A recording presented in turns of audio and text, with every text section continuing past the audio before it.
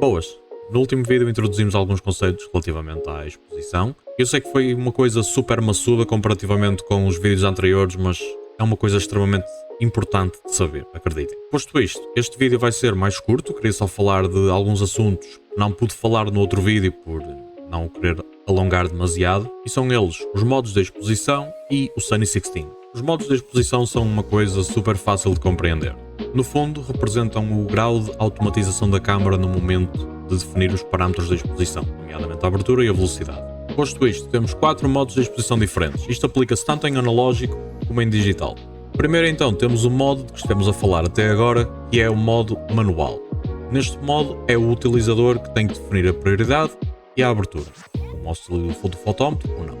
Para o segundo modo que vamos falar, vamos pensar um bocadinho em opostos, ou seja, se temos o modo manual temos que ter o modo automático também, que neste caso não se chama automático, mas sim program, ou seja, modo programa. Neste modo vai ser a câmara a fazer o trabalho todo por vocês, pelo menos naquilo que diz respeito à exposição. Ou seja, vocês vão apontar a câmara para qualquer coisa e vai ser ela, através do fotómetro, a calcular então os parâmetros da exposição e a defini-los por vocês. E agora que temos modo manual e modo automático, existem ainda mais 2 modos para ajudar à festa. E eu gosto de lhes chamar, de forma pura e simplesmente didática, modos semi-automáticos. Porque tanto um como o outro são modos em que vocês vão escolher um dos parâmetros e a câmara vai tratar de escolher o outro. A estes modos nós damos o nome de prioridade de alguma coisa. E esse alguma coisa vai ter o nome do parâmetro que o utilizador pode escolher. Assim sendo, temos a prioridade de abertura, onde o utilizador escolhe a abertura e a câmara seleciona a velocidade, e a prioridade de velocidade, onde acontece exatamente o oposto disto que eu acabei de dizer. Uma coisa que é importante saber é que, enquanto que a maior parte das câmaras digitais tem todos os modos de exposição disponíveis, grande parte das analógicas só tem um modo, no máximo 2. Regra geral, quanto mais moderna for a vossa câmara, maior é a probabilidade de ter todos os modos de exposição. Por exemplo, se estivermos a falar de uma SLR analógica produzida nos finais da década de 90 e inícios da década de 2000, é muito provável que tenham os 4 modos aqui falados. Em caso de dúvida, recomendo que vão ler o manual da vossa câmara, porque de certeza que vai estar lá tudo muito bem explicado, através dos termos de que eu falei neste vídeo. E acerca de modos de exposição, penso que estamos falados. O outro tema que queria abordar neste vídeo é um conceito que eu considero super útil para o dia-a-dia. Para explicar isto, eu queria começar por contar uma história. Então, o que se passou foi o seguinte. Estávamos em outubro, e eu comprei a minha primeira SLR, que era uma prática muito parecida com esta. Já agora eu aproveito para dar a dica e um bocadinho de self-plug também, porque estas câmaras são ótimas para iniciantes, na minha opinião.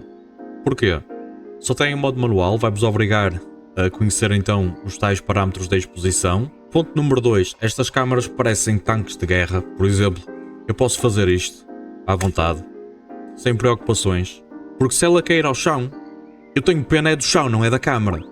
Ponto número 3. Estas câmaras são extremamente económicas, já na altura delas eram vistas como uma opção mais budget-friendly e como foram produzidas na Alemanha, encontram-se com uma disponibilidade bastante grande em países europeus. Ponto número 5. A longevidade destas câmaras é uma coisa absolutamente insana. Eu já devo ter comprado perto de 10 câmaras desta marca, só uma delas é que não funcionava de todo.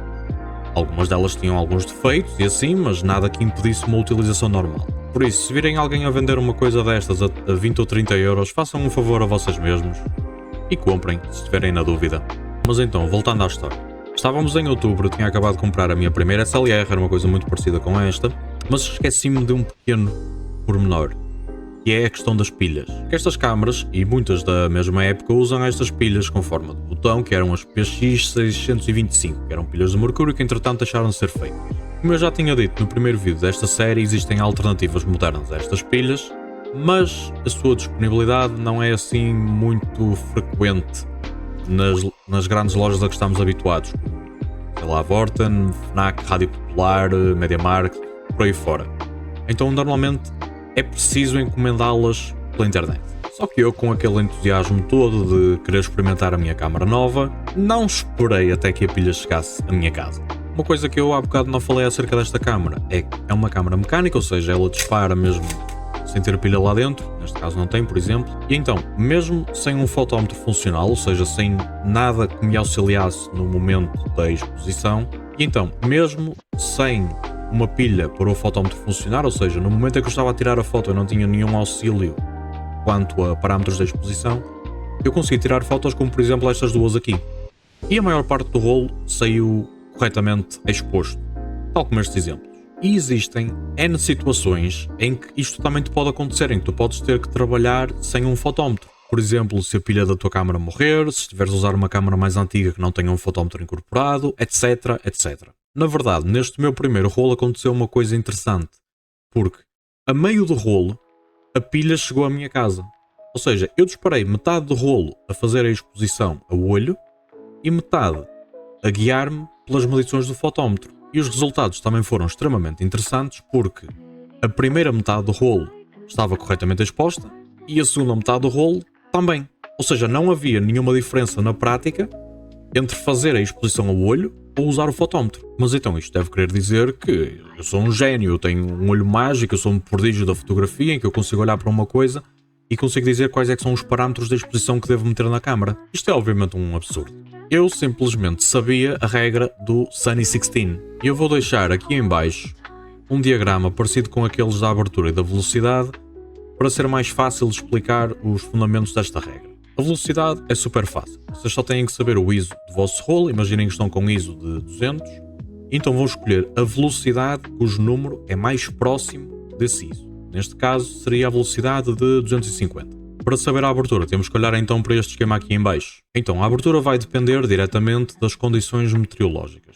Porque como esta regra só se aplica à fotografia exterior, vão ser elas que vão condicionar a nossa quantidade de luz disponível. Para dar um exemplo, podemos pegar precisamente no nome da regra, que é Sunny 16, ou seja, 16 solarengo.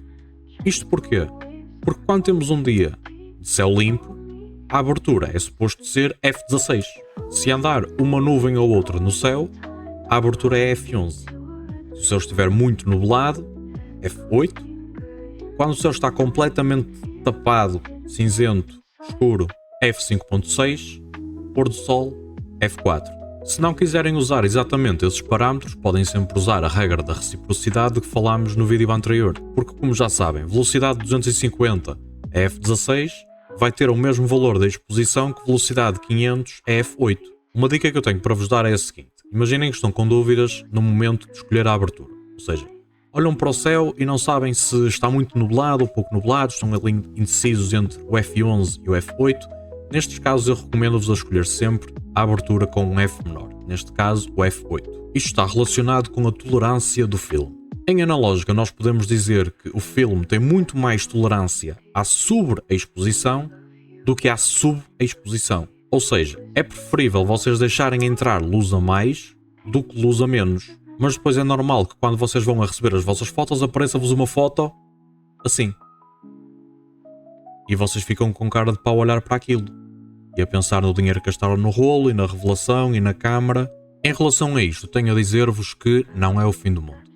Esta foto é minha, eu tirei-a assim, de propósito, e no próximo vídeo em que vamos falar sobre edição, eu vou explicar porquê. Até lá, fiquem bem.